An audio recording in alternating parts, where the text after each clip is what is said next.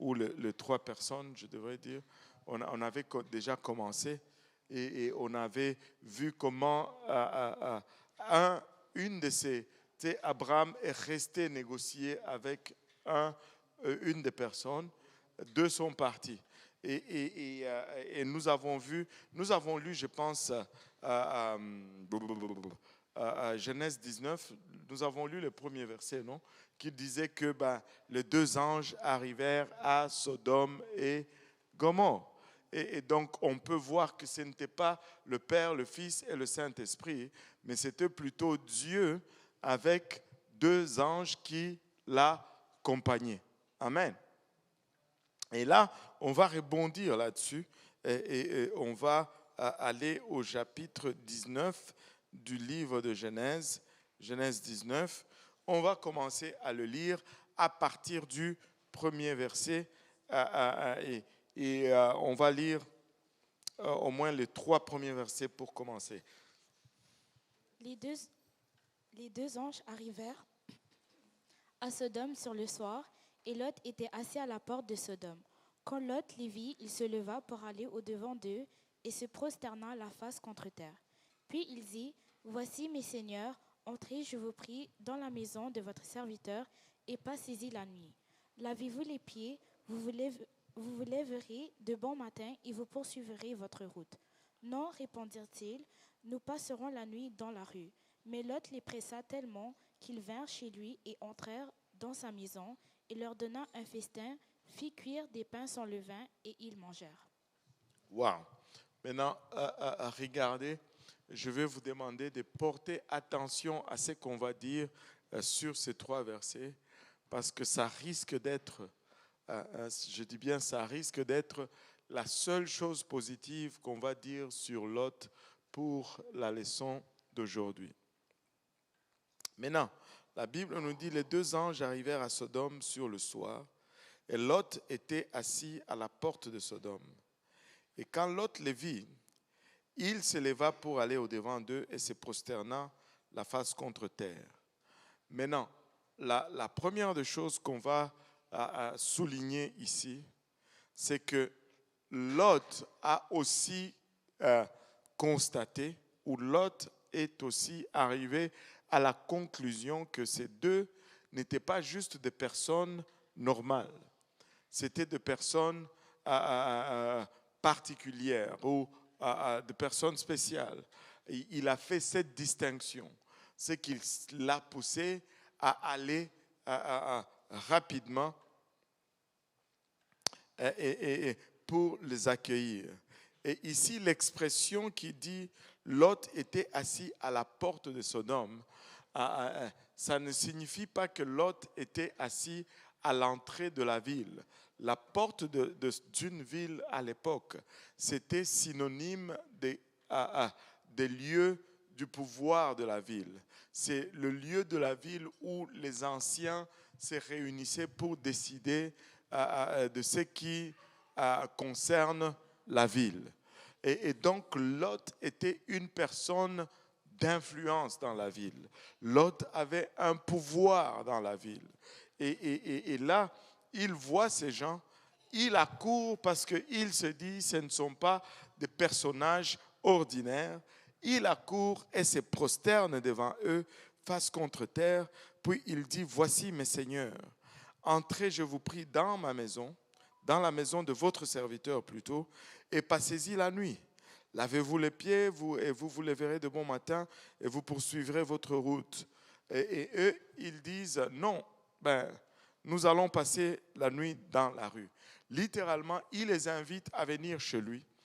Il les invite à prendre refuge chez lui pour la nuit, parce qu'il savait c'était quoi la ville de Sodome et Gomorrhe. Mais ces gens disent, non, nous allons passer la nuit dans la rue. Mais il le pressa, la Bible nous dit qu'il le pressa tellement, il insista tellement qu'ils sont allés éventuellement chez lui, ils sont entrés dans la maison, il leur donna un festin, il a fait cuire de pain sans levain. Remarquez aussi, du pain sans levain, pour eux c'était typique, c'était cérémonial. Donc il y avait encore tu sais, un peu de spiritualité qui restait dans Lot pour qu'il puisse discerner qui c'était ces gens. Et bon, vous allez dire, mais pourquoi est-ce que tu en fais un si grand problème? Ben, j'en fais un si grand problème parce que des fois, nous qui prions aujourd'hui, qui faisons tout cela, des fois un ange peut nous croiser et nous n'allons même pas savoir si c'était un ange ou le frère Simplice. Peut-être que vous le voyez assis ici, peut-être que c'est un ange. Ce n'est pas le frère Simplice. Qui sait? Et aujourd'hui, j'en ai après le frère Simplice. Ça vient tout seul. Et nous ne discernons même pas les anges. Je vais demander. Bon, je pose souvent cette question, mais je vais la poser encore. Est-ce qu'il y a quelqu'un ici qui a déjà vu un ange?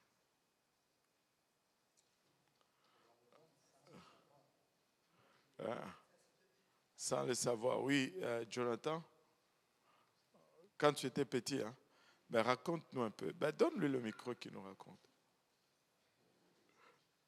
Il s'est fait avoir. Il dit, C'était quand j'étais petit. Ouais. C'était après, je ne sais pas si j'avais 8 ans, mais j'étais en train de dormir. Là, j'ai fait un mauvais rêve. Et là, après ça, je pensais que je pensais que j'allais mourir, en fait. Et là, après ça, je me suis levé. Et là, j'ai vu 2 grandes jambes. Et puis, je voyais juste à partir du ventre jusqu'au bas. Et je ne voyais pas la tête de la personne.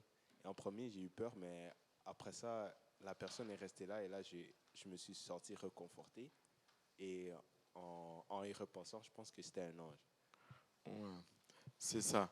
Et des fois, les anges sont réels. Oubliez le des fois, là. Je ne sais pas si je voulais dire 2 choses à la fois. Mais les anges sont réels, toujours. Les anges, ce sont des entités réelles. Et ils vont prendre la forme humaine très souvent.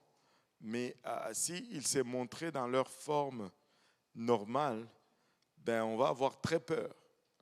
Et selon ce qu'ils doivent faire, ils vont prendre une forme particulière.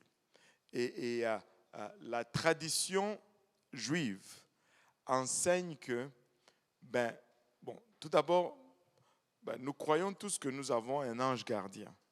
On appelle l'ange gardien. L'ange qui nous suit partout, qui nous garde, qui veille sur nous. Mais la tradition juive enseigne que notre ange gardien nous ressemble. C'est pourquoi quand Paul est allé à la porte, à la maison, c'était à la maison de Jean-Marc, je pense que c'était Pierre plutôt, pas Paul. Pierre qui était allé à la maison de Jean-Marc après qu'un ange l'ait délivré. Quand il a frappé à la porte, quand Rhodes a dit que c'est Pierre, certains ont dit c'est son ange. Parce que ton ange va te ressembler au fait. Ton ange gardien va te ressembler. Et des fois, quand tu pries, est-ce qu'on a des intercesseurs, des gens qui prient intensement là? Tu sais, quand tu pries intensement pour quelqu'un, des fois, tu vas commencer à sentir sa présence. Mais quand tu sens la présence de la personne, ce n'est pas la personne en fait. C'est son ange qui est attiré par la prière que tu fais pour la personne.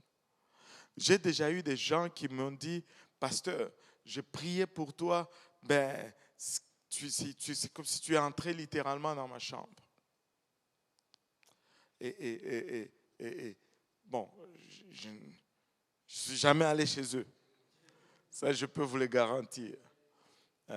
Il y a un autre exemple, un autre témoignage, je peux vous donner, c'est un monsieur qui était malade, mourant. Il était en train de mourir. Ça, c'était, si le nom me revient, je vais vous dire, je pense que c'est le frère le pasteur T.W. Burns. Il est allé le voir à l'hôpital, il a prié pour lui et lui, il était comme dans le coma. Il a prié pour lui et puis il est parti. Mais il a commencé, quand on a prié pour lui, le malade a commencé à revenir. Mais quand il est revenu, dans sa salle d'hôpital, dans sa chambre d'hôpital, il y avait une chaise à côté là. Et lui, il voyait le pasteur qui était assis là, en train de prier pour lui toute la nuit. Et quand il est finalement revenu, il a appelé le pasteur, il a dit, pasteur, merci d'avoir resté avec moi toute la nuit et de prier pour moi toute la nuit. Mais le pasteur dit, au fait, I wish I did stay all night, but j'aurais souhaité que je sois resté toute la nuit, mais je ne suis pas resté toute la nuit. Au fait, c'était l'ange de la personne. Et tu sais, les anges gardiens vont prendre, vont vraiment s'adapter à nous. Et moi, je crois qu'il y a des anges ici pendant qu'on parle. Et je me rappelle encore la toute première conférence qu'on avait eue. Il y avait un frère qui venait de... ok, ça fait tellement longtemps, je ne pense pas que vous allez le retracer. Il venait de Trois-Rivières. Ça fait longtemps. Il n'est plus à Trois-Rivières. Ne cherchez pas. Ça fait très longtemps. Et il était venu à la conférence. La toute première conférence. Il priait là à l'hôtel. Il était à genoux. Il priait. Et puis à un moment, on dirait comme si quelque chose l'a frappé là. Et il a crié, il a sursauté, il était sur ses genoux.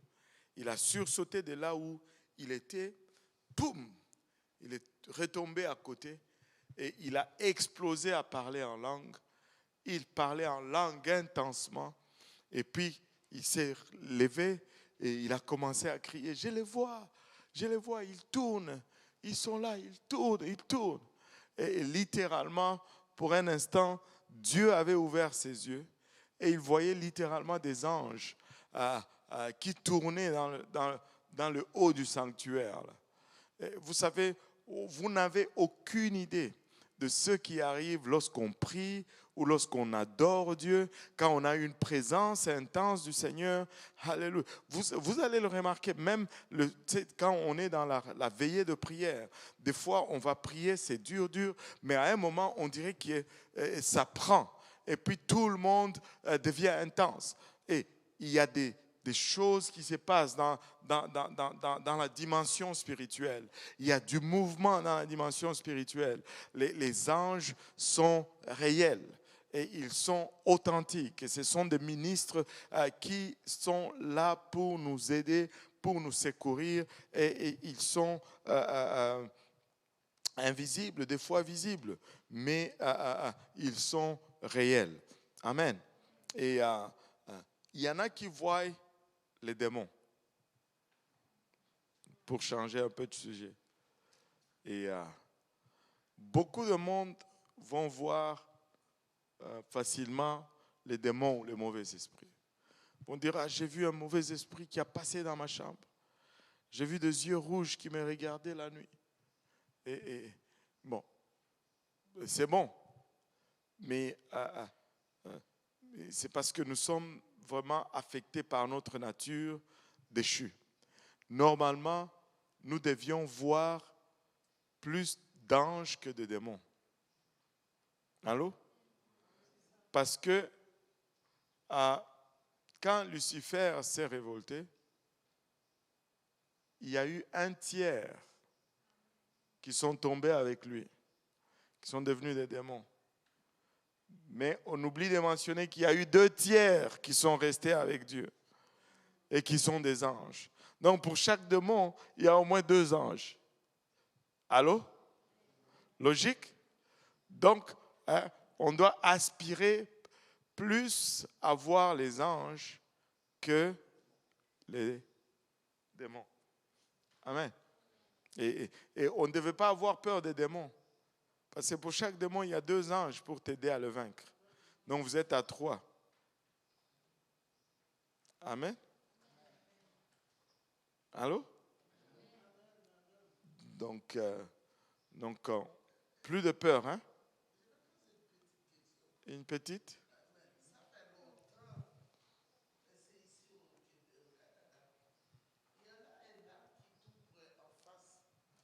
J'ai vu un homme haut comme l'arbre.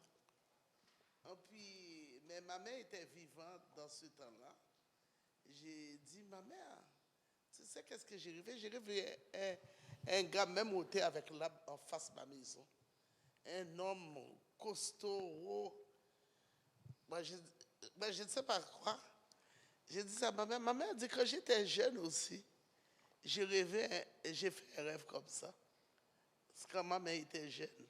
Mais moi, j'ai fait le rêve ici, dans son pays, Haïti. Il dit, il m'a même parlé avec moi, il ne m'a pas parlé. Mais moi, je n'ai pas donné d'importance. Ça dépend. Moi, juste quand j'ai entendu une fois qu'il me parle, là, j'ai donné d'importance. Mais quand c'est rêve, ça dépend de rêve aussi. Il y a des rêves, je vais prendre en considération, mais pas tout. Moi, j'ai fait sur ça. Est-ce que c'est un ange? Je ne sais pas. C'est wow, comme l'arbre. À des grands jambes humains comme ça. Là. Ouais. Chair comme chair. Je ne sais pas, je ne peux pas te dire si c'était un ange ou c'était un démon. Ça dépend des circonstances, ça dépend de ce que tu observes, dans quelles circonstances tu l'as vu. C'est difficile pour juste. J'ai juste vu en face de ma maison, même ôté avec l'arbre. Ouais. Il y a un arbre ça en face, l'autre truc. Ouais, c'est ça. Je ne sais pas. Si je te disais quelque chose, ça serait juste une spéculation là. Je ne sais pas te dire si c'est quoi ou c'était un homme. Enfin, pas un homme, c'est sûr. Ouais, mais je veux dire un humain. C'est sûr que les humains comme ça n'existe pas. Et sûrement c'était un être spirituel. Est-ce que c'était angélique ou démoniaque? Ça, je ne sais pas le dire. Mais Dieu va nous ouvrir de foi. Et je me rappelle, il y a un pasteur qui était venu ici. Et c'est vraiment un homme de prière. Il est de la Louisiane. Il priait beaucoup. Et lui, il disait, en tout cas, je voudrais toucher un ange. Il avait prêché un message ici.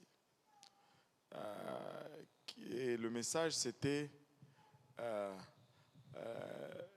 prière ne meurt jamais. Et puis, il avait parlé des anges qui sont immortels. Et il a prié dans le sens de que Dieu envoie l'ange de Corneille. Et pour parler, il a eu des expériences comme ça. Et lui, il identifiait cet ange comme l'ange de Corneille. Un ange qui va et qui parle à quelqu'un au sujet de la parole et qui l'oriente dans l'église. Et il dit un jour, il était chez lui, il a prié et il s'est assis sur son lit. Un ange est apparu dans sa chambre. Et il dit, Seigneur, ça c'est mon opportunité. Je veux toucher un ange. Et là, quand il a étendu la main pour le toucher, il a disparu. Mais les anges sont réels. Je vais fermer la parenthèse. Amen. Mais Lot était en mesure de les identifier et de dire, voilà, ces deux-là n'étaient pas des hommes ordinaires, c'était des anges. Il les a pressés jusqu'à ce qu'ils sont venus chez lui et il leur a donné à manger. Maintenant, regardons la suite.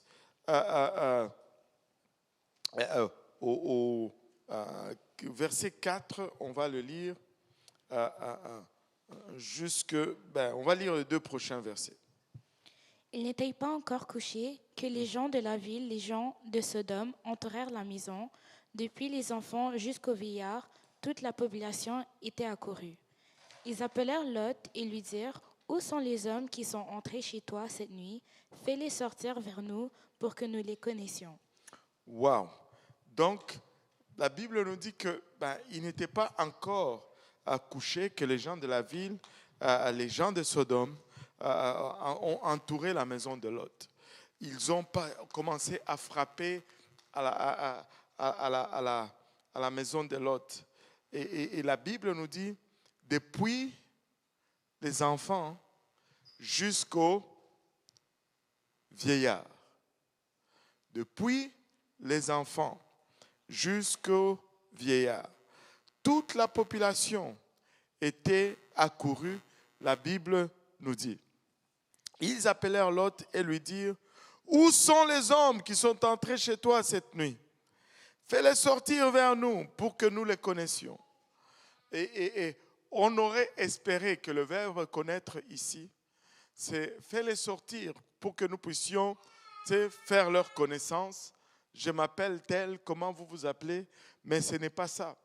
Le verbe connaître ici, c'est le même verbe que dans le livre de Genèse, chapitre 4, quand la Bible nous dit Adam connut sa femme Ève et elle conçut et elle enfanta un fils et il lui donna le nom de Caïn. Et ce n'était pas une connaissance, comment vous vous appelez, c'était une connaissance intime. C'était littéralement, fais-les sortir afin que nous puissions avoir des rapports sexuels avec eux. Sodome était tellement corrompu. Sodome était tellement pécheresse. Sodome était une ville méchante. Comme le verset ou le chapitre passé nous avait dit, or les gens de Sodome, je pense que c'est le chapitre 15, or les gens de Sodome étaient des gens méchants. La perversité était telle que la pédophilie était normale à Sodome et Gomorrhe. Et le changisme, c'est-à-dire il n'y a pas la femme de quelqu'un, tout le monde est la femme de tout le monde et tout le monde est le mari de tout le monde. Et c'était au Québec, plutôt au Québec, oui, il y en a aussi ici, à Sodome et Gomorrhe. Mais l'homosexualité était courant à Sodome et Gomorrhe. Et la sexualité publique et en groupe, en masse, était pratiquée à Sodome et à Gomorrhe. C'était des villes méchantes. C'est pourquoi la Bible nous dit aussi, depuis les enfants jusqu'aux vieillards, même les enfants étaient allés à la maison de Lot. Ils venaient de voir de nouvelles personnes. Et là, ils étaient déjà tellement abusés les uns des autres, mais que ces deux nouvelles personnes, c'était comme une viande fraîche pour cette foule déchaînée. Et ils étaient là, ils frappent à la porte. Et verset 6. Lot sortit vers eux à l'entrée de la maison et ferma la porte derrière lui. Et il dit, « Mes frères, je vous prie, ne faites pas le mal. Voici, j'ai 2 filles qui n'ont point connu d'homme. Je vous les amènerai dehors et vous leur ferez ce qu'il vous plaira. Seulement, ne faites rien à ces hommes, puisqu'ils sont venus à l'ombre de mon toit. » Wow. Pause ici. On pourrait penser, ça fait un peu bizarre. L'autre sort, il dit à ces gens, il dit, mes frères, je vous prie, Ne faites pas le mal. Lui, il vivait dans ce mal tout le long. Et on va voir que ce mal l'avait déjà affecté. On ne peut pas vivre toujours en se frottant au mal et puis espérer ne pas être affecté par le mal. Parce qu'éventuellement, ça va nous affecter. Éventuellement, ça va distordre notre jugement. Et éventuellement, nous allons être influencés par ce mal. Éventuellement, ce mal va commencer à sembler justifiable, on va dire ça, cela. Mais on ne peut pas justifier le mal. Amen. On ne peut pas justifier le mal. Et là, Lot, il dit, mes frères, ne faites pas le mal. Voici, j'ai 2 filles qui n'ont point connu d'homme. Je vous les amène dehors et vous leur ferez ce qu'il vous plaira. Wow. Ça peut sembler vertueux parce qu'il veut protéger des anges. Mais laissez-moi vous dire ceci. Un ange n'a pas besoin de protection de ma part. C'est moi qui ai besoin de la protection de la part d'un ange. Oui, Esther. Est-ce que les 2 filles que Lot mentionne au verset 8, ce sont ses filles ou Oui. juste des filles Ce sont ses propres filles. Et oh là là, tu ne digères pas ça, hein? Non, moi non plus, en tout cas. Et là, imaginez-vous ces pauvres filles. Quel traumatisme! Le père qui est supposé les protéger est en train de dire, je vais vous les donner et vous allez leur faire ce que vous voulez.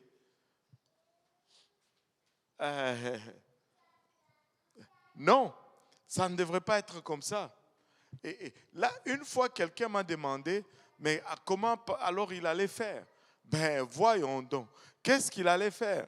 Mais il allait juste dire, vous n'allez toucher personne dans ma maison, sinon vous devez passer sur mon cadavre. C'est ça, c'est qu'un dirigeant d'une maison fait. C'est ça, c'est qu'un responsable de la maison fait. Le chef de la maison, il donne sa vie pour sa maison. Il ne vend pas, alléluia, les siens pour sa maison. Abraham a fait la même chose un peu. Nous en avions parlé. Il ne faut pas faire comme ça. Il faut donner sa vie pour protéger. Allô? Alléluia. Et nous devons protéger nos femmes. Nous devons protéger nos enfants. Alléluia. Que tous les hommes disent Amen. Alléluia. Over my dead body. Alléluia. Sur mon cadavre. Tu ne vas pas. Oh non. Tuez-moi d'abord. Là, vous allez faire le reste. Amen. Alléluia. Mais, et Lot dit, je vous leur donnerai, vous ferez ce que vous voulez avec, mais ne faites rien à ces hommes parce qu'ils sont venus à l'ombre de mon toit. Et là, regardez cette foule déchaînée. Qu'est-ce que cette foule déchaînée lui donne comme réponse au verset 9, je pense? Ils dirent, retire-toi. Ils dirent encore, celui-ci est venu comme étranger et il veut faire le juge. Eh bien, nous te ferons pis qu'à eux. Et pressant Lot avec violence, ils s'avancèrent pour briser la porte. Les hommes... Attends, maintenant, il dit, toi qui es un étranger, tu veux faire le juge maintenant devant nous? Nous allons faire ce que nous voulons, mais attends, avant de s'en prendre à eux, nous allons d'abord en finir avec toi. Et tu sais, c'est ça la perversion. C'est ça le péché. Le péché est mauvais. La seule façon de traiter avec le péché, c'est d'arrêter et de plaider le sang de Jésus. Tu ne peux pas trouver de compromis parce que tu vas toujours aller plus loin, ça va toujours te coûter plus cher et tu vas toujours plus te compromettre.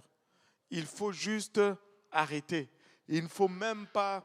Non, point final.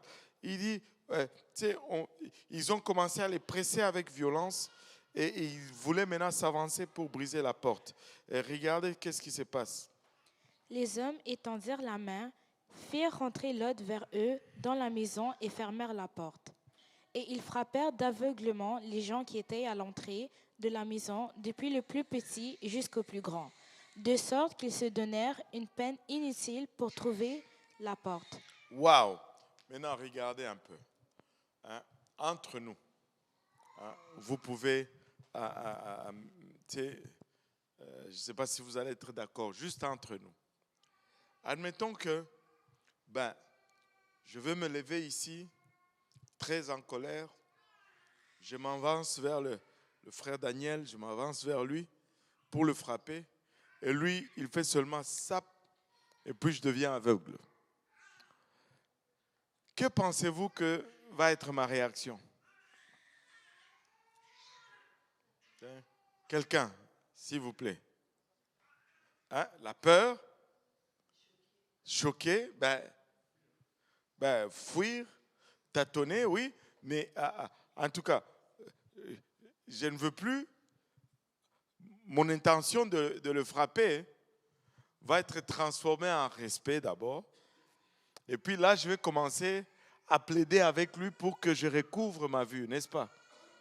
Non, pardon. Je vais commencer à dire pardon, grand, s'il te plaît. Pardon, chef, président. Je vais lui donner tous les titres, pourvu qu'il défasse ce qu'il vient de faire sur moi. L'audace de le battre va être finie. Mais regardez ces gens. Les anges le frappent d'aveuglement, mais même là, il continue à se donner la peine pour trouver la porte. Donc, la convoitise sexuelle qui était en eux était tellement forte que ça s'est réduit au silence la peur de celui qui rend aveugle. Tu sais, le désir du péché les consommait tellement que la peur de celui qui rend aveugle a été complètement étouffée. Et ils ont continué à chercher. Où est-ce qu'ils sont? Où est-ce qu'ils sont? Où est-ce qu'ils sont? Où est-ce qu'ils sont? C'est grave. Oui. Ah non, je ne pense pas.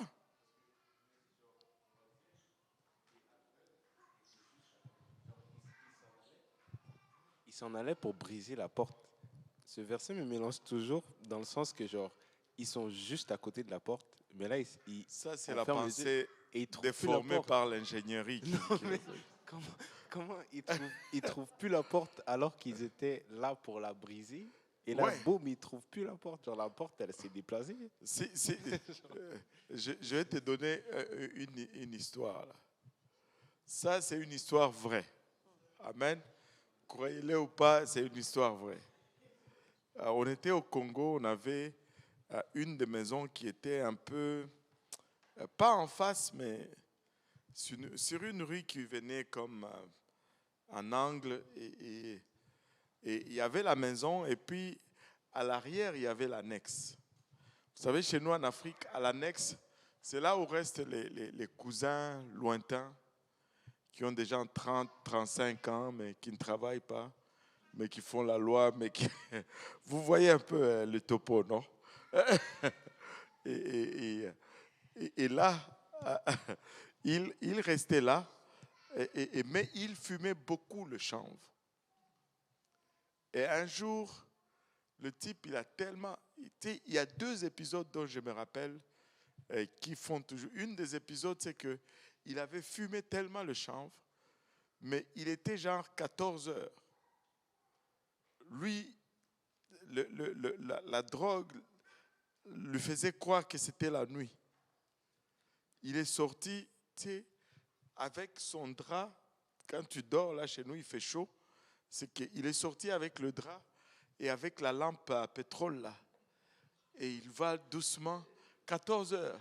Il va aux toilettes, il fait pipi, et puis il revient avec sa lampe torche, et il rentre, il ferme la porte et il continue à dormir. À 14 heures. Il ne faut pas fumer.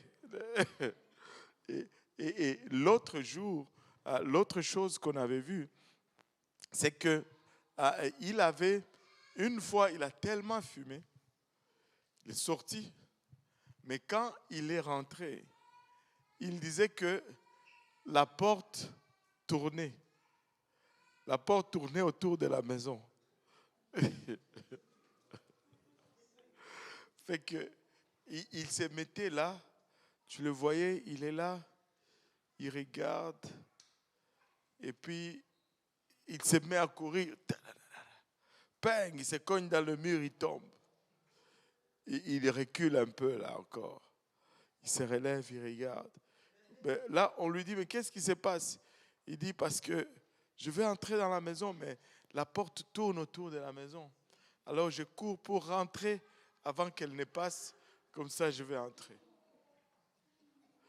Et si la drogue peut te faire ça, Dieu peut faire que tu ne trouves pas la porte là.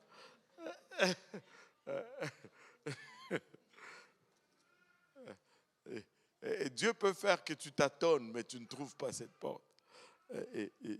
Ils étaient rendus aveugles. Mais malgré cela, la peur de l'aveuglement n'a pas étouffé. La convoitise du péché n'a pas étouffé la peur de celui qui rend aveugle. Et ça, c'est sérieux. Maintenant, vous pouvez me dire, mais pasteur, c'est sûr, leur état de perversion était tellement avancé et que c'est normal. Laissez-moi vous dire, c'est tout simplement le reflet de la nature humaine.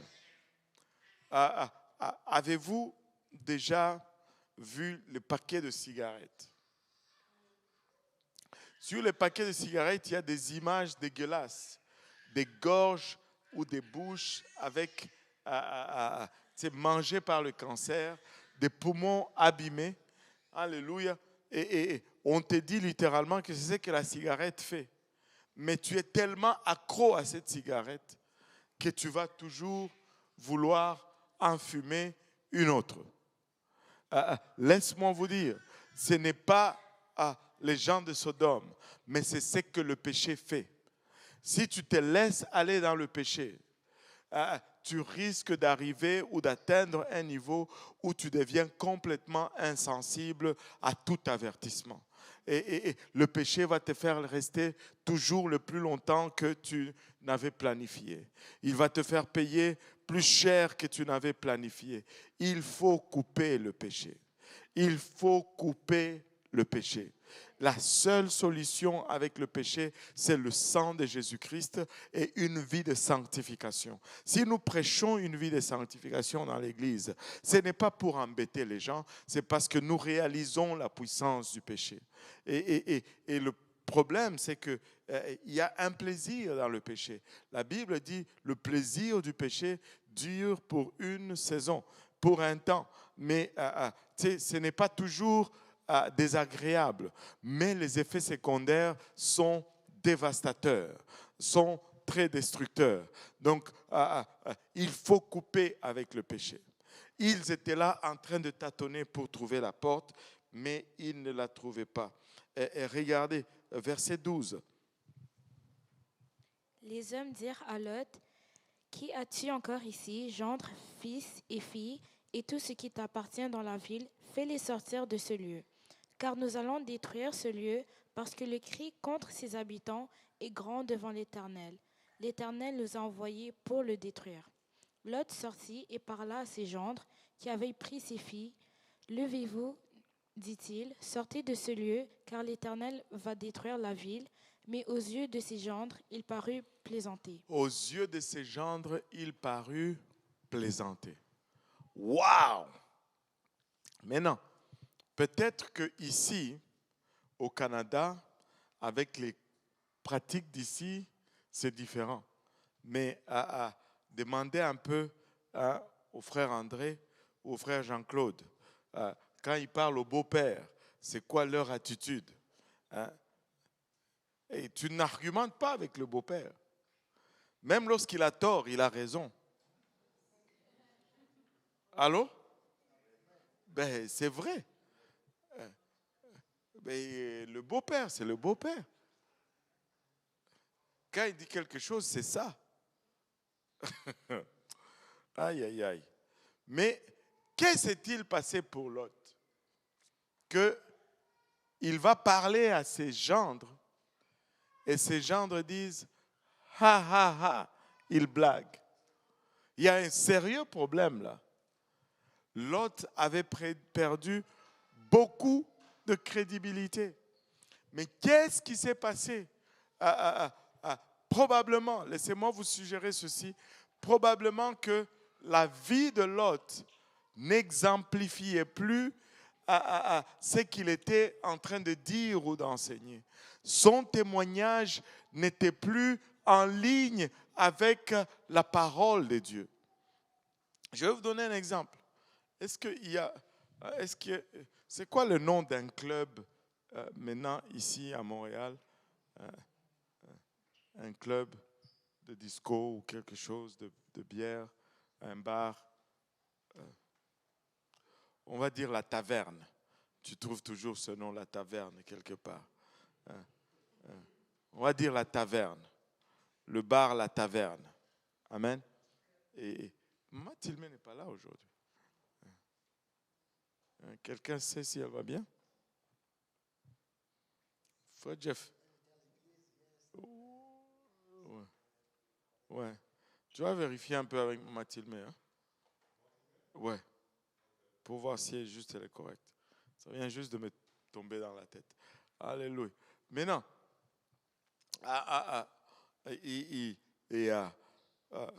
tu sais, admettons que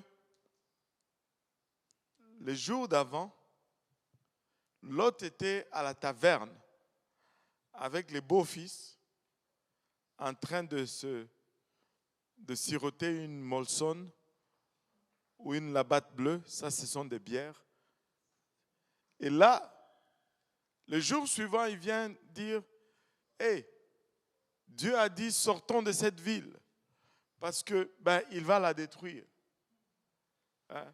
La réaction de ses gendres, ils vont quand est-ce qu'il t'a parlé? Juste après qu'on est sorti du bar, là? C'est notre témoignage. Notre témoignage. Notre témoignage. Ne gaspillons pas, ne gâchons pas notre témoignage. Notre témoignage va parler plus fort que nos paroles. Amen.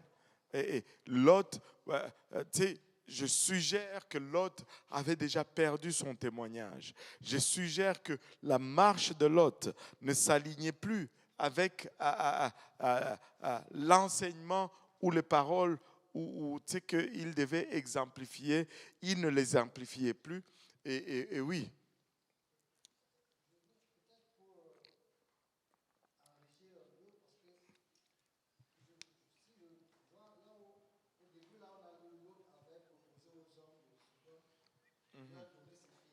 Oui. L'autre avait proposé, je ne sais plus quel verset là, c'était au début. Oui. L'autre avait proposé aux hommes de Sodome de leur donner ses 3 filles, je crois. Le verset 8. Verset 8, ok. Il dit, oui, voici, j'ai 2 filles qui n'ont point connu d'homme, je vous les amènerai dehors. Okay. Et plus loin, on parle de gendre. Ça veut dire que ces filles-là avaient des maris.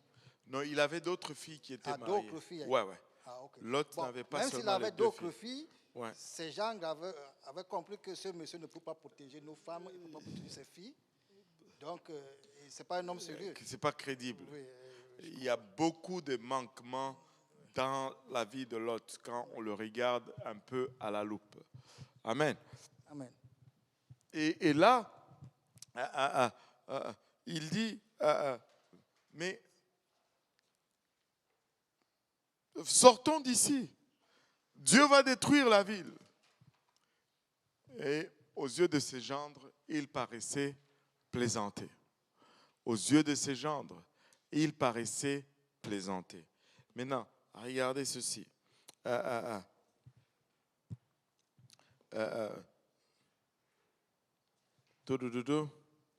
Verset 15. Dès l'aube du jour, les anges insistèrent auprès de Lot en disant « Lève-toi, prends ta femme et tes 2 filles qui se trouvent ici, de peur que tu ne périsses dans la ruine de la ville. Wow, pause. J'ai toujours posé une question à ce niveau-ci. J'ai toujours demandé ceci. Il y a un mot qui ne devait pas être dans ce verset. Bon, si vous avez déjà vu la réponse, laissez une chance aux autres. Dans le verset 15, là, il y a un mot qui est complètement hors contexte, que ça ne fait pas de sens que ça soit là. Non. De l'aube du jour, les anges insistèrent auprès de Lot en disant « Lève-toi, prends ta femme et tes 2 filles qui se trouvent ici, de peur que tu ne périsses dans la ruine de la ville. » Il y a, tu sais, insistèrent. Insistèrent. Dis-nous d'abord, pourquoi insistèrent? C'est-à-dire que l'autre hésitait. Attendez un peu. Il a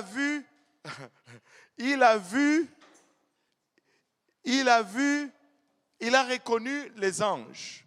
Amen. Il les a identifiés comme anges. Il a insisté pour qu'ils viennent chez lui.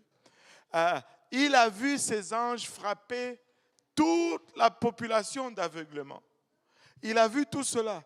Mais quand vient le temps de sortir, les anges devaient insister sur lui. Attends, il devait déjà être à la porte. Amen. En principe, il devait déjà être à la porte. Mais les anges devaient insister pour qu'il puisse sortir. Ça ne fait pas de sens. Insistèrent, dès l'aube du jour, les anges insistèrent auprès de l'autre. Lève-toi, prends ta femme et tes 2 enfants. Regardez le verset 16. Ça vient confirmer ce qu'on vient de dire. Et comme il tardait, les hommes le saisirent par la main. Les hommes les saisirent par la main. Littéralement, ces anges les ont saisis par la main. Lui, sa femme et ses 2 filles, car l'Éternel voulait l'épargner. Ils l'emmenèrent et le laissèrent hors de la ville. Littéralement, les anges les ont tirés de la ville. Physiquement. Comment pouvons-nous être aveugles à ce point-là? Regardez. Il faut mener une vie de sanctification. Il faut sanctifier sa marche avec Dieu. Tout ce qui n'est pas bon là, il faut l'éloigner parce que tu ne sais pas éventuellement. Tu ne sais pas. Tu ne sais pas quel effet ça va avoir sur toi. C'est pourquoi nous devons mener une vie de sanctification.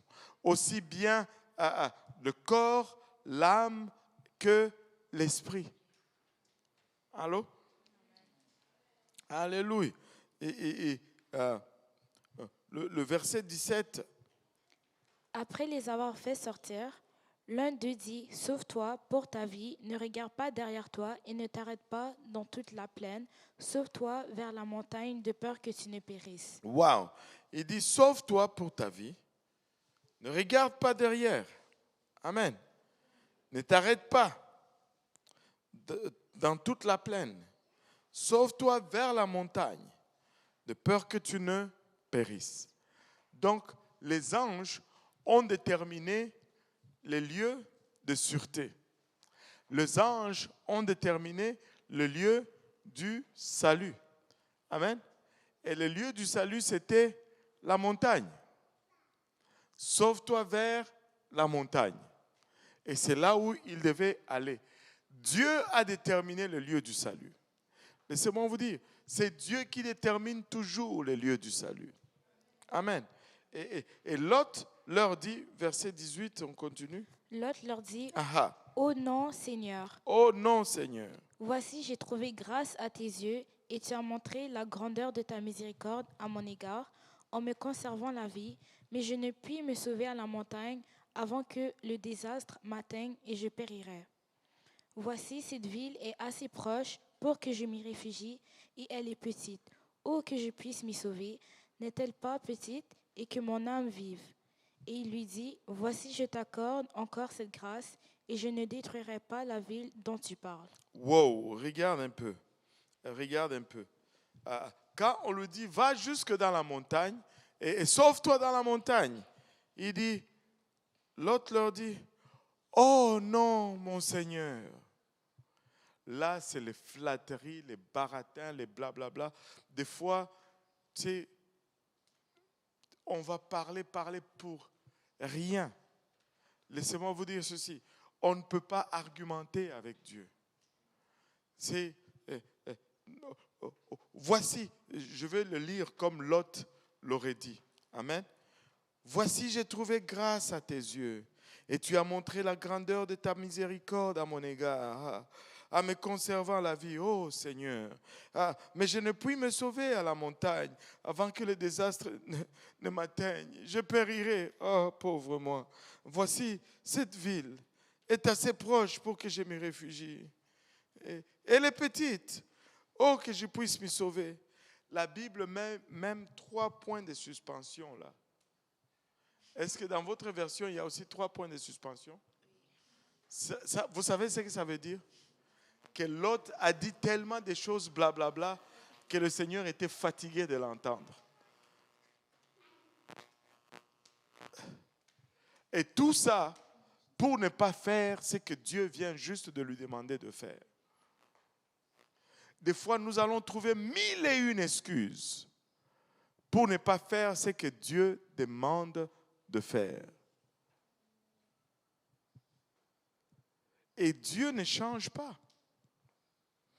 Ça, c'était le salut pour lui. Dieu l'avait déjà déterminé. Mais il négocie, il parle. Oh, que je puisse m'y sauver. N'est-elle pas petite? Encore des points de suspension. Et que mon âme vive. Tu sais, le Seigneur est plus intéressé à nous sauver que nous le sommes nous-mêmes, à être sauvés. Et là, les anges lui disent, ben voici, je t'accorde encore cette grâce. Et je ne détruirai pas cette ville dont tu parles. Waouh! Ceci m'indique que cette ville, la ville de Tsoar, était aussi destinée à la destruction. Amen. Et donc, si elle était destinée à la destruction, c'est que c'était une ville déjà corrompue. Donc, à cause de leur négociation, il y a un mal qui est préservé et qui, après la destruction de Sodome et Gomorrhe, va continuer encore à se répandre au lieu que ça soit éradiqué une fois pour toutes. Écoutez, arrêtez de négocier avec Dieu. Le plan de salut pour Lot, c'était la montagne. Et le plan de salut pour nous, c'est l'évangile. La repentance, le baptême d'eau au nom de Jésus-Christ et le baptême du Saint-Esprit avec l'évidence de parler en langue. Mais aujourd'hui, nous avons plusieurs croyances, plusieurs religions qui ont leur propre formule pour être sauvés. Crois seulement, tu seras sauvé. Fais d'abord ces cours je ne sais pas. J'ai même vu une église, je ne veux pas vous dire laquelle. Il disait, avant de te faire baptiser, d'ailleurs, il ne baptise même pas au nom de Jésus, il baptise au nom du Père et du Fils et du Saint-Esprit. Avant de te faire baptiser, tu dois t'enregistrer dans un cours. Mais quand tu t'enregistres dans un cours, dans ce cours-là, il faut que tu payes le syllabus $40. $40 pour te faire baptiser. Quelle honte! Quelle honte! Quelle honte! Lui là, ce pasteur-là, combien il a payé lui pour être baptisé? Quelle honte! Le Seigneur a dit, vous avez reçu gratuitement, donnez gratuitement. Il n'y a pas de cours de baptême quelconque quelque part. Alléluia. On est baptisé parce que on a cru et on s'est repenti de ses péchés. quand on est baptisé, qu'on reçoit le don du Saint-Esprit, c'est notre nouvelle naissance et c'est là qu'on a besoin d'enseignement pour grandir dans le Seigneur. On naît d'abord et puis après on commence à grandir. Amen. Et quelle honte, c'est misérable, c'est triste. Mais c'est ça la réalité aujourd'hui. Et nous ne pouvons pas altérer le salut. Le lieu sécure, le lieu du salut, c'est ce que Dieu détermine. Nous l'avons vu avec Noé, là nous le voyons avec Lot. Maintenant, regardez ce qui va lui arriver ici, verset 22. À toi de t'y réfugier, car je ne puis rien faire jusqu'à ce que tu y sois arrivé. Waouh! Oui. C'est pour cela que l'on a donné à cette ville le nom de Tsoar. Waouh! Moi, je veux dire un peu un autre clin d'œil. Tu sais, il y a tout un mouvement, même dans l'Église pentecôtiste unie, qui croit que l'enlèvement, c'est nous allons souffrir la tribulation. Non, non, non, non. Nous n'allons pas souffrir la tribulation. Nous allons être enlevés. Regarde ici. À toi de t'y réfugier, car je ne puis rien faire jusqu'à ce que tu sois arrivé. Le Seigneur ne va pas déverser sa colère si c'est qu'ils veulent sauver sont encore dans les lieux. Dieu ne punit pas ceux qui lui sont obéissants. Ça ne marche pas. Il y a des gens qui stockent la nourriture. Vous savez, en réalité, là, si nous allons passer à travers la grande tribulation, c'est inutile de stocker la nourriture. Tu vas stocker la nourriture pour combien d'années? Pour 7 ans? Est-ce que tu peux faire des réserves de nourriture dans ta maison pour 7 ans? Allô? Il n'y a même pas de logique humaine là-dedans. Il n'y a même pas de logique humaine là-dedans. Et si nous devions passer dans la grande tribulation, Dieu allait nous dire quoi faire dans la grande tribulation. Dieu allait nous dire comment passer à travers la grande tribulation. Mais Dieu ne nous dit pas comment passer à travers la grande tribulation. Dieu nous dit comment échapper à la grande tribulation. Au son de la trompette, au signal de l'archange. Alléluia. En un clin d'œil, les morts en Christ ressusciteront premièrement et nous les vivants qui seront restés seront transformés et nous serons tous enlevés à la rencontre, alléluia, du Seigneur. Et c'est comme ça que ça va se passer. Je ne sais pas pour vous, mais si vous voulez rester pour la tribulation, restez. Mais quand la trompette sonne, moi je pars. Moi je pars. Il y a deux choses qui sont illogiques. Une autre chose qui est illogique, c'est qu'à aucun moment, tu vas avoir deux alliances en même temps. Le Seigneur n'est pas polygame. Amen. Il a une seule épouse. Et la Bible nous dit même que la première a été rejetée, nous sommes entrés, mais après, quand nous ne serons plus là, il va retourner à cette première et après de deux, il va juste faire un parce que nous allons juste devenir un. Amen. Et tu ne peux pas avoir et l'ancienne alliance et la nouvelle alliance. Écoutez, si tu penses que tu vas baptiser les gens durant la grande tribulation, tu te trompes grandement. L'Esprit de Dieu sera déjà parti. Et même, oh Seigneur Jésus, regardez ceci. Qu'est-ce que le Seigneur dit à Pierre? Pierre, tu es pierre et sur cette pierre, je bâtirai mon église et les portes de l'enfer ne prévaudront point contre elle. L'église ne peut pas être vaincue. Or, durant la tribulation, ça sera la domination totale du diable.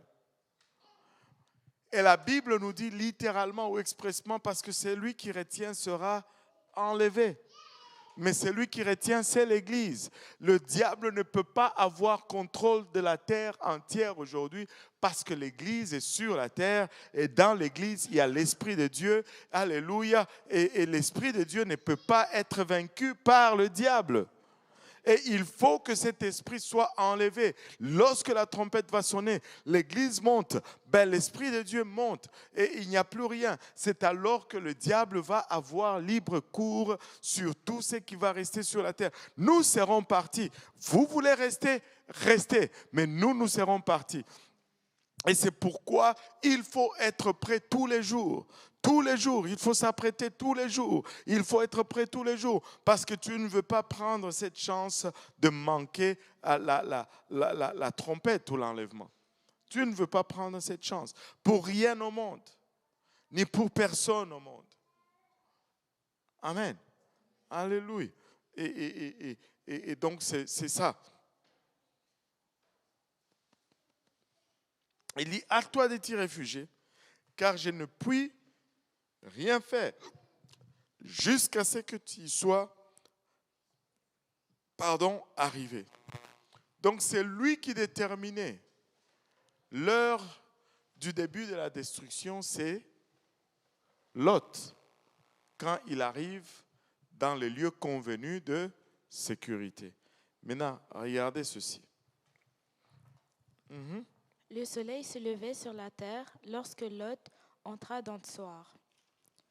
Alors l'Éternel fit pleuvoir du ciel sur Sodome et sur Gomorrhe du soufre et du feu de par l'Éternel. Il détruisit ces villes, toute la plaine et tous les habitants des villes et les plantes de la terre. La femme de Lot regarda en arrière et elle devint une statue de sel. Waouh! Et maintenant, regardez un peu ceci. Ça, c'est quelque chose que le Seigneur m'a montré. Lis le verset 30. Verset 30. Lot quitta Tsoar pour la hauteur et se fixa sur la montagne avec ses 2 fils, car il craignait de rester à Tsoar. Il habita dans une caverne, lui et ses 2 filles. Maintenant, regardez un peu ceci. Mettons que là-bas, c'est la montagne. Amen. Le lieu de sécurité. Ici, au milieu, c'est Tsoar. Et ici, c'est Sodome et Gomorrhe. Lot quitte Sodome et Gomorrhe. Il négocie avec les anges. Et il finit par avoir une autorisation de rester à Tsoar. La Bible nous dit que rien ne va arriver jusqu'à ce que rien ne va commencer jusqu'à ce qu'il arrive à Tsoar. Et c'est ce qu'il confirme. Il arrive à Tsoar au lever du soleil. Et pendant qu'il est à Tsoar, il arrive à Tsoar, lui, sa femme et ses 2 filles. Parce que rien n'a pas encore commencé là-bas. Enfin, ici. Et il n'y a rien à regarder derrière là. Amen. Mais quand ils sont à Tsoar, c'est là que ça commence à barder en arrière. Ça commence à exploser, ça commence à brûler. Mais c'était tellement intense qu'il n'a pas pu rester là-bas. Il a eu peur. Et là, il a encore sa femme. Ils ont maintenant quitté Tsoar pour aller où? Là où Dieu leur avait dit, dans la montagne depuis le début. Là, maintenant, quand ils quittent Tsoar, c'est là qu'ils sont maintenant en marche vers Sodome et Gomorrhe. Et les probabilités sont plus élevées que c'est entre Tsoar et la montagne que la femme de Lot a regardé en arrière. Parce qu'avant qu'il n'arrive à Tsoar, la destruction n'avait pas encore commencé. Et c'est seulement lorsqu'ils arrivent à Tsoar que la destruction commence. Et là, ils ont peur. Ils quittent Tsoar maintenant pour aller vers la montagne. Et là, il y a un feu d'artifice en arrière. Maintenant, ça devient tentant. Tu marches, tu dis, je viens regarder, ça tonne, boum! Et je regarde pas, jusqu'à ce que la femme de Lot a cédé et elle a regardé, elle est devenue une statue de sel. Maintenant, la leçon là-dedans, c'est celle-ci. Lot aurait pu épargner sa femme s'il n'avait pas négocié le stop à Tsoar.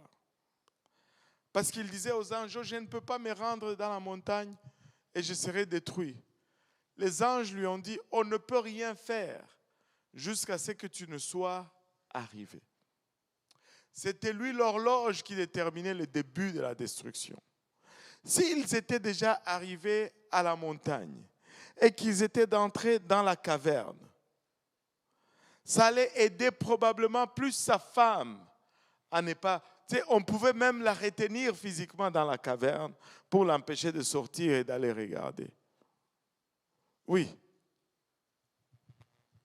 Comment Lot a fait pour savoir que sa femme était devenue une statue de pierre s'il ne s'est pas retourné? Parce que moi, je pense sincèrement que sa femme et ses enfants marchaient en avant de lui. Parce que tu es en train de fuir un danger, tu ne laisses pas ta femme et tes enfants derrière. Enfin. Et tu peux voir et dans le film, je pense que c'est là une des parties qu'ils ont fait une représentation un peu fidèle.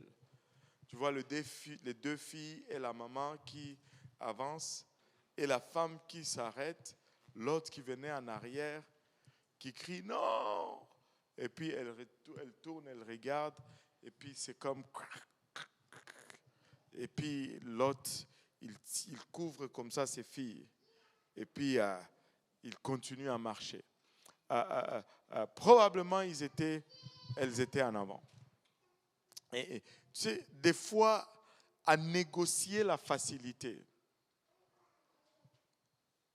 on y perd. On veut toujours négocier ce qui est facile. Oh, pasteur, et si... Non, il n'y a pas de si. Ce que la parole de Dieu dit, c'est ça. Amen. Des fois, on s'accroche à des choses qui sont tellement inutiles. Mais nous devons entrer dans la plénitude de la parole de Dieu. Nous devons entrer dans la plénitude de ce que Dieu dit et de ce que Dieu demande. Et là, si Lot n'avait pas négocié cette place, il aurait pu épargner sa femme. Maintenant, vous pouvez faire des négociations et des compromis et vous en sortir vous-même. Mais qu'en est-il des gens autour de vous? Qu'en est-il de vos enfants? Qu'en est-il des gens, les membres de vos familles? Vous savez, quand on tient fort, quand on reste strict, c'est là que nous gagnons de l'influence sur les membres de nos familles. Mais quand nous compromettons toujours, tu sais, on est saint à l'église, mais dès qu'il y a une fête dans la famille, on danse à la musique mondaine avec le restant de la famille. Vous savez, vous venez de perdre votre témoignage. Vous venez de perdre votre témoignage. Vous n'allez pas gagner ces gens au Seigneur. Et ils vont dire, votre affaire là, c'est juste un show, en fait. Et Lot a perdu ainsi sa femme. Maintenant, on continue.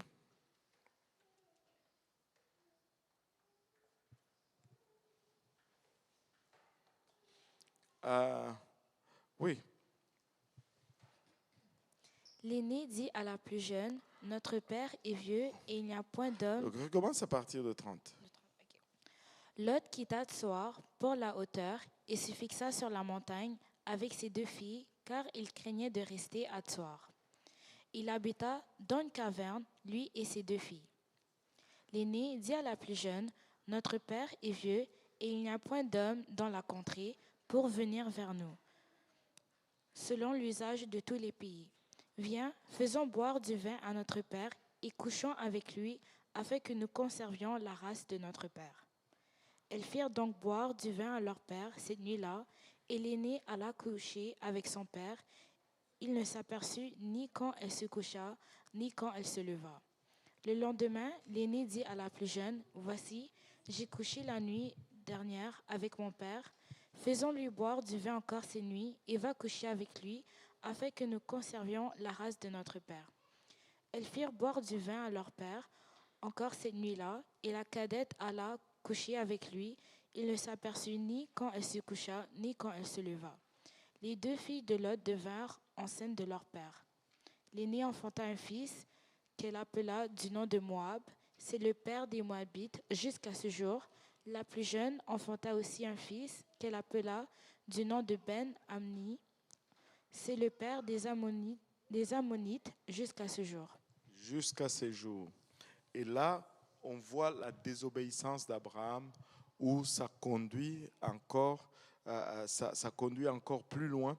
Et les deux filles de Lot commettent littéralement l'inceste avec leur père et elles ont des enfants.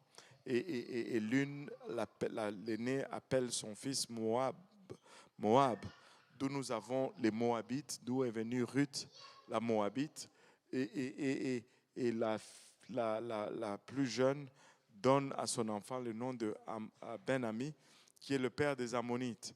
Maintenant, si vous lisez l'histoire d'Israël, si on continue à lire dans la Bible, on va voir que les Moabites et les Ammonites ont été des ennemis jurés d'Israël, encore une fois, parce que Abraham avait fait venir Lot.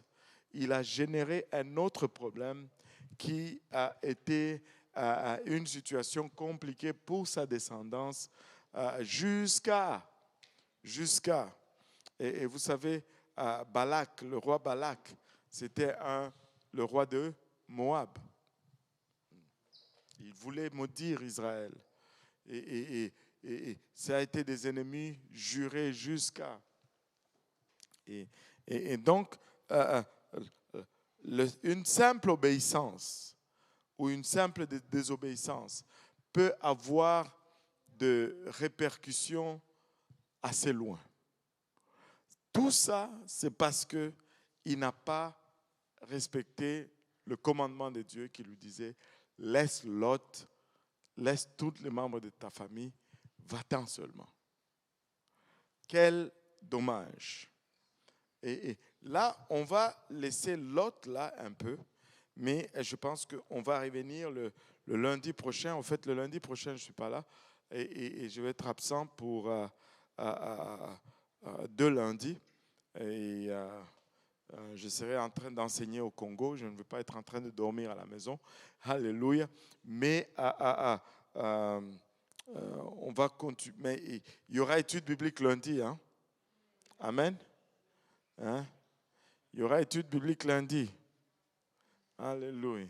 Gloire au nom de Jésus. Et donc, on va revenir à Abraham et on va voir maintenant comment aussi sa lignée va se développer et on va avancer avec lui jusqu'à ce qu'on arrive à là où nous sommes en prenant toutes les leçons possibles. Est-ce qu'il y a des questions par rapport à aujourd'hui? Oui, Monsieur Daniel.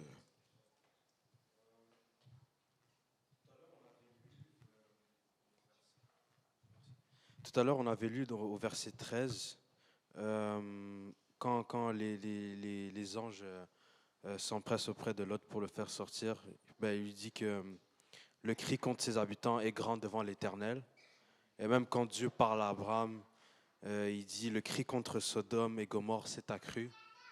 Et puis même quand on remonte à Caïn et Abel, Dieu dit que le sang de ton frère crie vers moi. Est-ce que il y a une signification plus que littérale ou? Ouais, je pense que la signification littérale, c'est qu'il n'y a pas un mal qui est fait qui ne monte pas jusqu'au trône de Dieu. Quand on fait quelque chose de mauvais, on cause du tort soit à la nature, soit à un humain. Mais leur douleur va monter jusqu'à au Seigneur. Tu sais, imagine-toi un peu, Israël n'a pas respecté le sabbat de la terre. Ils ont cultivé toutes les années et à cause de cela, Dieu les a envoyés en captivité pendant 70 ans pour récupérer les années de repos que la terre devait avoir tout le long. Ce n'est pas que quelqu'un s'est plaint, mais la nature s'est plaint. Et la nature souffre. Parce qu'il y a même ce dicton qui nous dit que la nature même souffre la douleur de l'enfantement. Tu vois, et grogne de douleur de l'enfantement. Et tout ce qu'on fait de mal va être répertorié devant Dieu. C'est ce que ça veut dire. Il n'y a rien de caché. Tu ne peux pas, parce que tu es entré dans ta chambre, tu as éteint la lumière, tu es allé en dessous de ton lit, et là tu fais quelque chose de pas bon, que ça ne va pas arriver à Dieu. Ça arrive à Dieu. Et c'est ce que le cri signifie. Ça arrive à Dieu. Il y avait des gens qui se plaignaient. Ça arrive à Dieu. Ça lui arrive. Dieu voit tout, donc il le sait. Mais dans ces exemples spécifiques, il dit vraiment qu'un cri qui vient à Dieu, comme si ces choses de mauvais, c'est comme Dieu les entend. Est-ce qu'il y a quelque chose de spécifique avec le fait que Dieu entende, qu'il y a un son qui émane de... Moi, je ne sais pas si même Dieu on va dire, est-ce qu'il a des oreilles pour entendre dans le sens qu'on entend? Je ne pense pas. Et en fait, on n'a pas besoin de dire pour que Dieu entende. Tu vois, je ne pense pas que ce soit quelque chose de physique. Tu peux prier en pensée et Dieu va entendre cette prière. Alors, est-ce on ne peut pas dire qu'il a vraiment entendu, mais on s'entend qu'il a entendu. Je ne sais pas comment définir cette sorte de communication, mais il y a cette sorte de communication, ce transfert d'informations qui lui arrive, mais ce sont des plaintes parce que quelque chose ne va pas, quelque chose est fait croche ou quelque chose est de mal. Et c'est ça, je pense que c'est la meilleure explication qu'on peut donner. Ce n'est pas qu'il y a des voix ou qu'il y a des gens qui disent, mais comme il entend nos pensées, il perçoit aussi ces torts qu'on va créer aux autres ou à la nature, même si les autres ne se plaignent pas nécessairement devant Dieu. Tu peux juste, quelqu'un te fait du mal, tu ne te plains pas, tu gardes juste silence et puis tu laisses passer. Cela ne veut pas dire que Dieu ne va pas régler cela. Il a entendu, il a vu. Amen.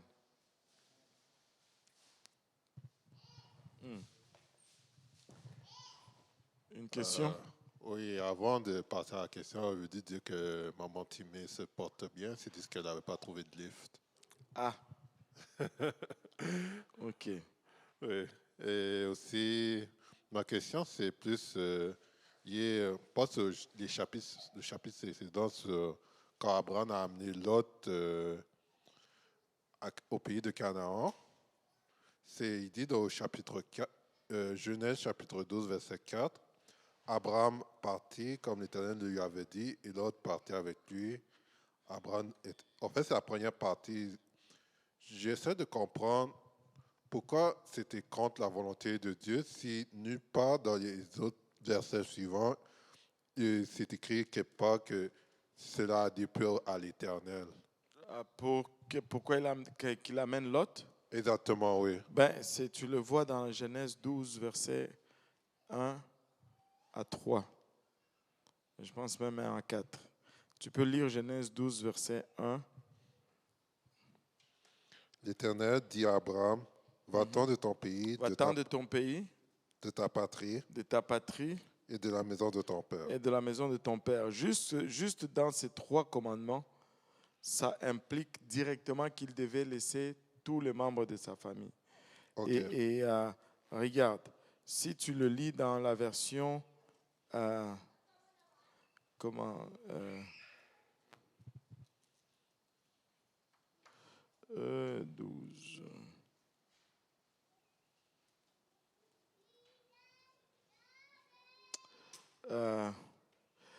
la version Darby. Est-ce qu'il y a quelqu'un qui a la version Darby?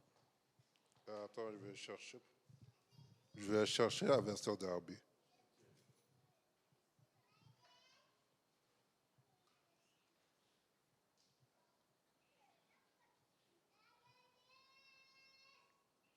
Je dis Darby, mais en anglais. Moi, je l'ai en français. OK. Vous voulez que je lis en anglais? Non, on va le lire en français. Quelqu'un qui a trouvé Darby en français? Ouais, le doyen l'a trouvé.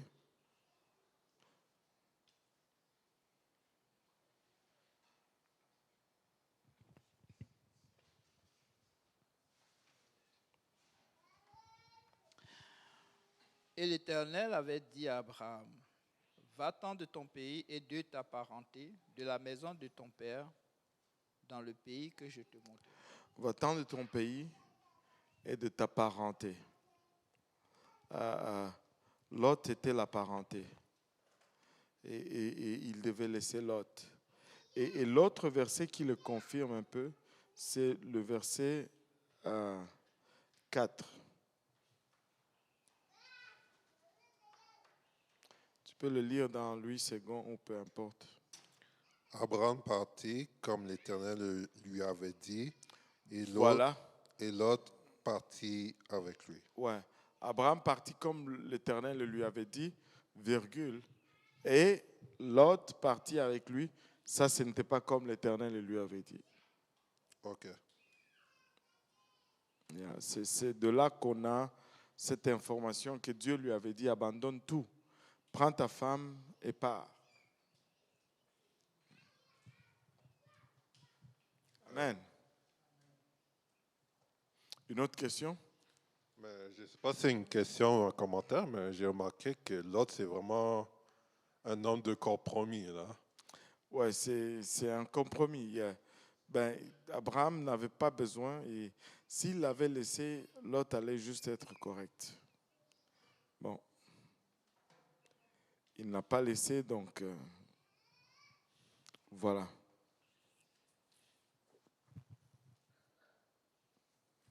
Est-ce qu'il y a d'autres questions?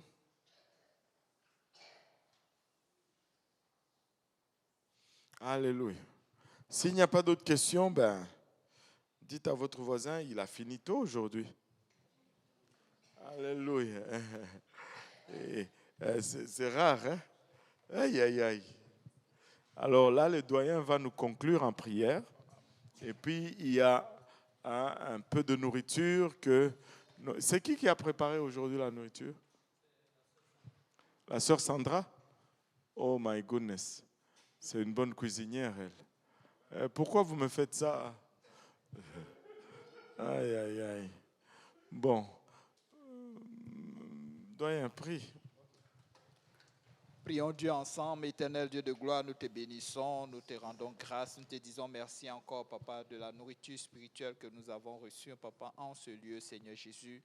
Nous prions, Papa, que cela nous accompagne jusqu'à l'éternité, éternel Dieu Tout-Puissant. Nous te prions, Seigneur, que ta main soit sur la fraternité que nous allons avoir tantôt, Seigneur, soit dans nos conversations, soit dans tout ce que nous allons entreprendre, Seigneur Jésus.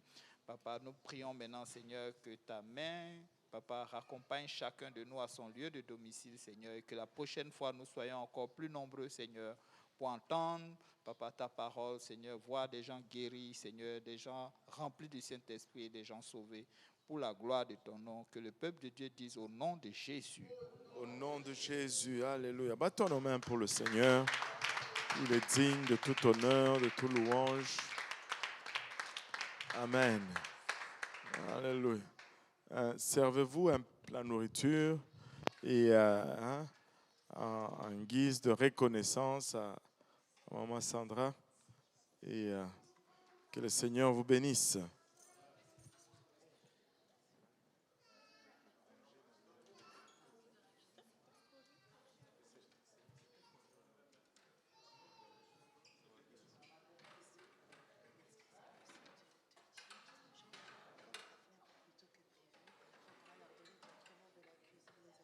Ah, ok. Oh, attendez un peu. Apparemment, ils n'ont pas encore complètement fini. Ils ne sont pas encore prêts. Moi, je pensais que c'était déjà préparé. Oui, mais quand même. OK. Ils vont accélérer, puis on va nous servir directement de la cuisine. On ne va pas pouvoir dresser la table.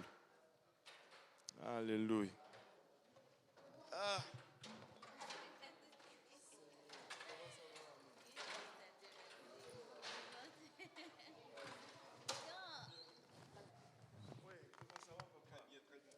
fait plaisir aujourd'hui.